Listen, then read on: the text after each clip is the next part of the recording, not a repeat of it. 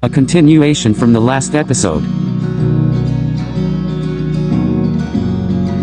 It was like Goshiki was going through the motions of his day, wake up before his roommate did, go on a jog, take a shower, head to the gym for practice, and head to class. Things like these seemed to pass by him in slow motion. The enthusiasm he usually carried like a chip on his shoulder just seemed to slip away. And there he was, at practice once again, everything around him moving oh so slow. Goshiki could feel the pitiful stares of his teammates, and the lingering gaze of Shirabu. He wishes, craves, for everything to go back to how it once was. A pair of feet stopped in front of him. Tsutomu, you haven't read anyone's messages. Why? He hasn't looked at his phone since the incident, but he knows he should. Just thinking about it makes him feel so embarrassed. He looked up, Tendao's soft gaze comforting him. I've been busy. It wasn't necessarily a lie. He's done all he can to get what happened off his mind, but it doesn't seem to work. How could it when it's all that's filled his head for the past week? It made his thoughts run rabid. Just the thought speaking about the situation puts a lump in his throat. Alright, Toshi wanted to invite you to his dorm to have dinner with us. If it's fine with you, I wouldn't mind.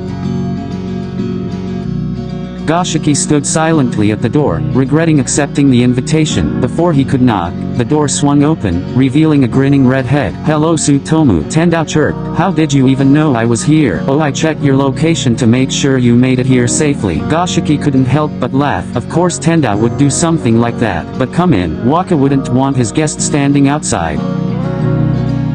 So, how've you been, Goshiki? I've been well. His voice cracked. That has to have been the biggest lie he's ever told. He doesn't even lie to his own parents. It's been eating him up inside. He didn't want to go and bother the group chat, because whenever he thinks of it, all he would think of is what Kita and Kenma told him. Trying to talk to Futakachi, Inashida, and Yahaba wasn't an option, because all he would hear is you need to leave him. But how could he leave Shirabu alone when they've gotten so far? Goshiki clung to the little things, every laugh, joke, giggle, laugh, the two of them sitting in silence, every hug, every whisper, the moments they had with just the two of them, or with Semi and Kagane. He cherishes every second of it. Every small thing that the next person could care less about and might forget about in the next week, he clung to it all. Goshiki knows that they aren't together, and he feels like a fool for all the times he spent thinking they could. You don't have to lie to us, Goshiki. We won't judge you. Tears stung Goshiki's eyes, his lips quivering. Those were the words he's always wanted to hear. It wasn't like his close friends wouldn't understand where he's coming from,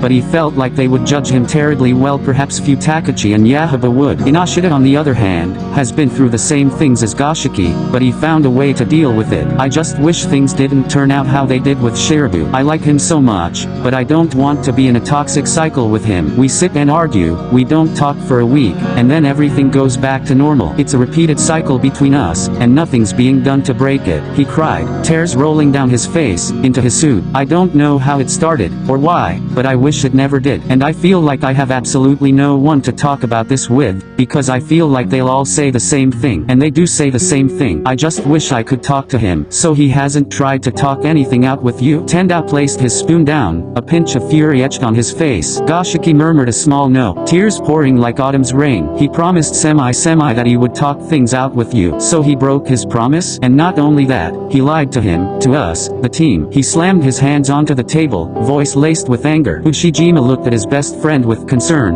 watching his eyes twitch slightly. He couldn't help but sigh, knowing how grave Shirabu's mistake was. I just want to talk things out with him, and you don't need to be the one doing the talking, Tsutomu. He does. He's the cause of all of this, and either he needs to be the one to fix it, or you walk away completely. The vice captain interrupted, and him lying is utterly wrong. I had a feeling that nothing in your dynamic with Shirabu had shifted, seeing the constant conflict between the two of you. The captain sighed, shaking his head. I am very disappointed, though. I wish he would come off his high horse and talk with you, but I believe that it'll take something happening for it to occur.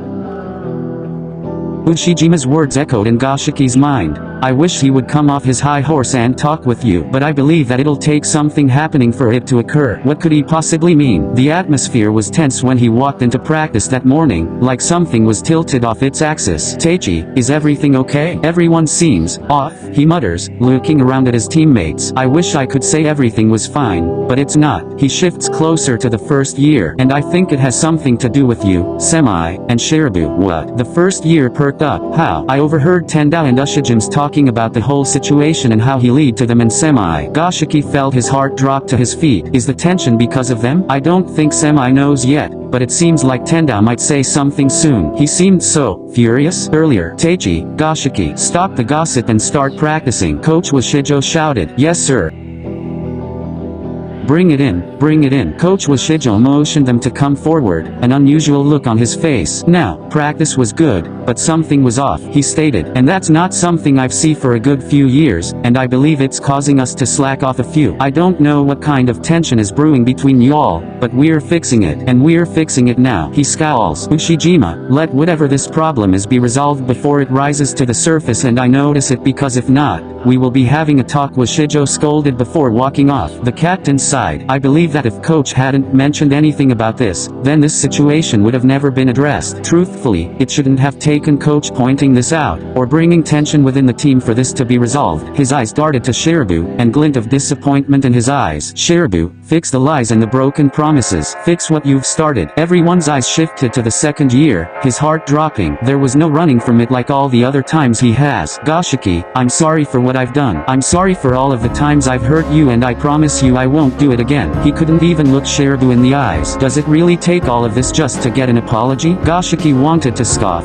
to roll his eyes, yell, and pour out all his emotions. So he did just that. Does it really take all of this for me to get my first apology? I bet that without all of this happening, you wouldn't have said shit to me. It really shouldn't have taken coach pointing this out, or bringing tension within the team for this to get solved. The first year balled one of his fist, pointing his other finger aggressively at Shirabu angrily. His anger began to grow hotter, bubbling over the edge. But it's not only that, but it's the fact that you lead to Semi and Kagane, promising that you would fix this. And for a long time it looked like you did, because we would argue, not talk, and then a week later we would go back to everything being normal. And I don't know why it's taken me this long to realize that I'm so sick of your shit. But somehow after all of this, he still liked him. I don't even know how I still like you. So you lied? You promised that you would talk to him so we could work things out. A look of rage was evident on Semi's face, voice cracking from the betrayal. Why? I couldn't even give you, or the rest of the team, a real answer even if I tried. I don't know why I couldn't find it in me to apologize. Okay, there's not excuse for that. Maybe the three of you should step outside? This seems a bit too personal for us.